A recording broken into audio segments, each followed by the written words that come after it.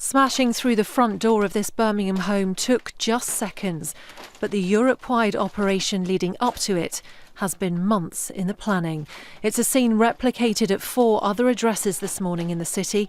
At the same time, dawn raids were happening across the UK, as well as in Belgium and Bulgaria. Yasmin Bodalbhai is at the Birmingham Market Forest this evening, where, Yasmin, just in the distance behind you there, it is looking pretty busy already.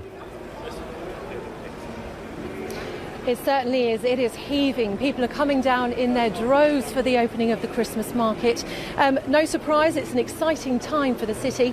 For many people, it really does mark the start of the festive season. But there is one thing that this year is just as conspicuous as the stalls, as the tree, as the carousel, and that is the heightened security. It's really beefed up this year. There's armed police patrolling in there. There's also the security you can't see. That's the police undercover looking around for anything suspicious. Our reporter Yasmin Bodalbhai is at a homeless shelter in Birmingham Forest tonight.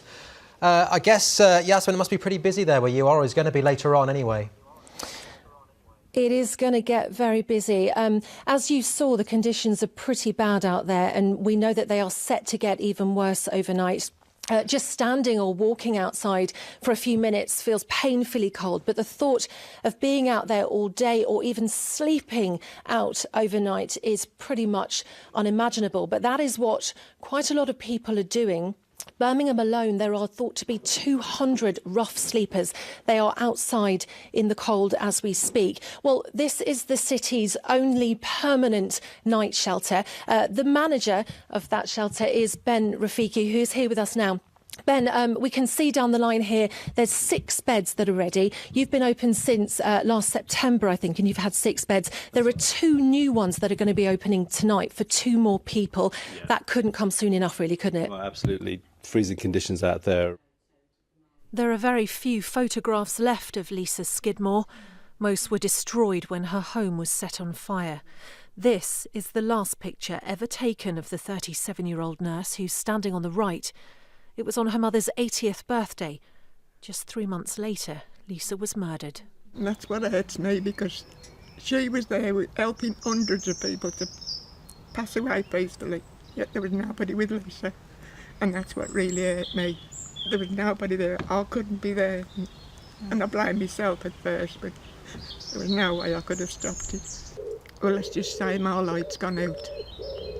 The light's gone out in my life. Scarred, in pain, nauseous, with blurred vision. This is what it's like to live with the aftermath of an acid attack. It was, my eyes just started burning, and you can see just live smoke. Like when someone's smoking a cigarette and you can see smoke, it was thick smoke just coming out of my eyes, just burning through me. A month on, some of Afia's scars have started to heal. Some will never go away. And then there's the emotional trauma. I every day wake up, I'm always upset. I have mad thoughts. I think to myself that why did my friend even take me to the hospital to even save me? There was no need. Like things like that. It was about 11:30 at night. Afia had just been to this petrol station over the road. She was coming back towards her flat. She felt a tap on her shoulder and turned around. A teenage boy threw a bottle of hydrochloric acid into her face. Now, figures show that this type of crime is on the increase, with as many as 2 acid attacks happening in the UK every single day. Yes, Yasmin Bodalbhai is at a depot in Aston Forest. Well, let's talk to her. And Yas, I believe the gritters are on standby. They are. Do you know what? It's been quite a nice day here, hasn't it? It hasn't felt too cold, but the people who organise the gritters for our roads are like coiled springs at the moment. They're looking at the sky, they're looking at the weather forecast, and that is because this weekend, overnight temperatures are expected to plummet to below 0. There's 7,000 tonnes of grit here. There's 25 specialist vehicles. None of them have been out yet this season, but I have just been told that Sunday could be the night. It was perhaps the royal wedding's best kept secret. One of the most eagerly anticipated moments of the big day, the reveal of Meghan Markle's dress. And it all came from the imagination of a woman born in Birmingham.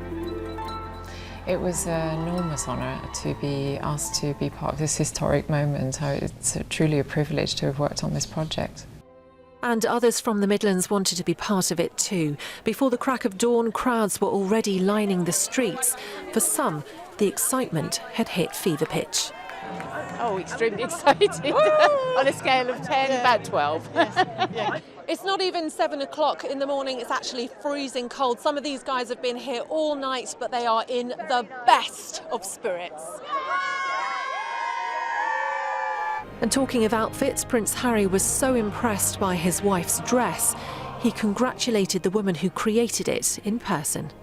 Yeah, he just came up to me and said, "Oh my God, she looks incredible." So it was a wonderful moment for both of them, and I'm really proud. Yeah.